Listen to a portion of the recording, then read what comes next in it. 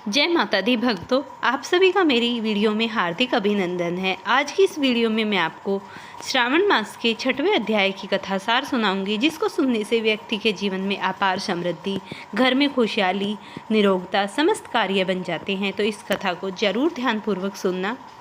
प्रिय भक्तों, आज की इस वीडियो में आप शिव परिवार की आराधना और माता मातृशक्ति की महिमा का वर्णन सुनेंगे। श्रावण मास के 6ठे दिन की कथा में भगवान शिव, माता पार्वती और कार्तिकेय की कथा का वर्णन किया जाता है। ऐसा भी माना जाता है हमारे शास्त्रों में यह दिन मातृशक्ति और परिवार की एकता का दिन होता है। आज की इस कथा के माध्यम से आप लोग जानेंगे कि भगवान की आराधना मोक्ष के लिए ही नहीं, बल्कि घर में सुख, शांति, समृद्धि, परिवार एकता के लिए भी की जाती है। श्रावण मास में साधक को नित्य प्रति कथा करने के लिए सुबह ब्रह्म मुहूर्त में उठ जाना चाहिए और फिर अपने घर के पूजा मंदिर में शिव परिवार सहित उनकी पूजा करे और उनके सामने शुद्ध देसी घी का दीपक जलाना चाहिए।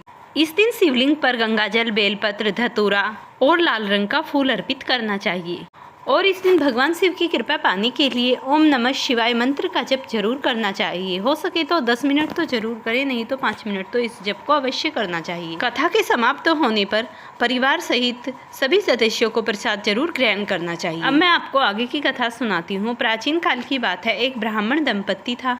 वह अत्यंत धार्मिक था। वह हर मास श्रावण मास में भगवान शिव की पूजा आराधना किया करता था। उस ब्राह्मण के एक पुत्र था। वह पुत्र बहुत ही चंचल और उद्दंड स्वभाव का था। ना ही तो वह शिव पूजा में कभी ध्यान देता और ना ही माता पिता की बातों को व्यर्थ समझता, उन्हें भी अच्छे से नहीं समझता था। एक समय की बात है, श्रावण मास में 6ठी तिथि आई। माता पिता शिव, पार्वती और कार्तिकेय की पूजा कर रहे थे। तब उस बालक ने माता पिता की पूजा का उपवास किया और शिवलिंग पर जल चढ़ाने की बजाय वहां पर पत्थर फेंक दिए। इस अपमान से भगवान कार्तिकेय स्वयं प्रकट हुए और उस बालक को दंड देने लगे। लेकिन उसी समय माता पार्वती प्रकट हुई और उन्होंने करुणा स्वरूप उस बच्चे को क्षमा कर दिया। तब भगवान शिव प्रकट होकर कार्तिकेय को कहने लगे कि कभी कभी माता पिता भी तो पथभ्रष्ट हो जाते हैं और राह भटक जाते हैं, लेकिन ईश्वर तो करुणा के सागर हैं, वे समस्त पाप करने पर भी क्षमा कर देते हैं।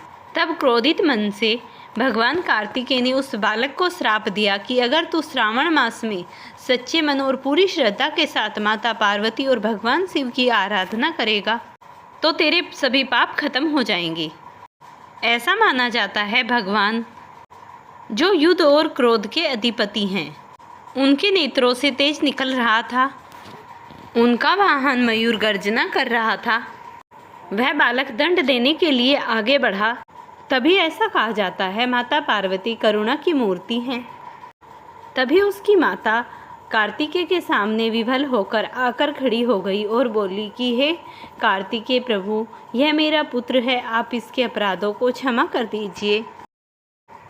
तब माता पार्वती को भगवान शिव कहने लगे, हे पार्वती, तुम नारी शक्ति के लिए आज से यह बालक अगर श्रावण मास में भगवान शिव की पूजा करेगा और उन्हें जल चढ़ाएगा तो वह भगवान को अत्यंत पुण्यकारी लगेगा और उसके समस्त कार्य पुण्य हो जाएंगे।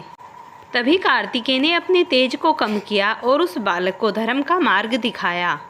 ऐसा भी माना जाता है मातृशक्ति की जो पहचान है वो बड़े से बड़े संकट को भी रोक देती है। मातृशक्ति के सामने कार्तिकेय जैसे महान योद्धा भी अपने अस्त्र शस्त्र छोड़कर खड़े हो गए और वो एक दूत बन गए। ऐसा भी कहा जाता है हमारे शास्त्रों में, जो श्रावण मास के 6ठे अध्याय की कथा को पूरे ध्यान और भक्ति पूर्वक सुनता है, वह इस लोक में और परम लोक में भगवान के परम धाम का शिव भागी तो हो ही जाता है, लेकिन उसके लोक और परलोक में समस्त योद्धा जितने भी उसके पूर्वज होते हैं उनका भी उद्धार हो जाता है और उसके जीवन में कभी कोई दुख विपत्ति तो आती ही नहीं, ना ही उसे कोई रोग पीड़ा सताती है। और इस प्रकार वह अपना यहाँ पर जीवन यापन करने के बाद अंत में भगवान के शिवलोक धाम को चला जाता है।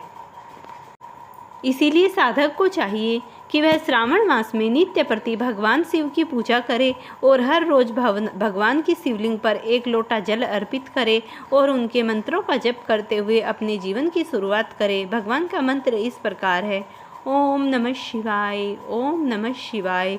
इस मंत्र का जप करते हुए वह शिवलिंग पर जल समर्पित करे और इस मंत्र को जपते हुए भी उसका उद्धार हो जाता है। फ्रेंड्स, अगर वीडियो पसंद आती है तो इसे लाइक शेयर करना और चैनल पर नए हैं तो चैनल को ज़रूर सब्सक्राइब करना।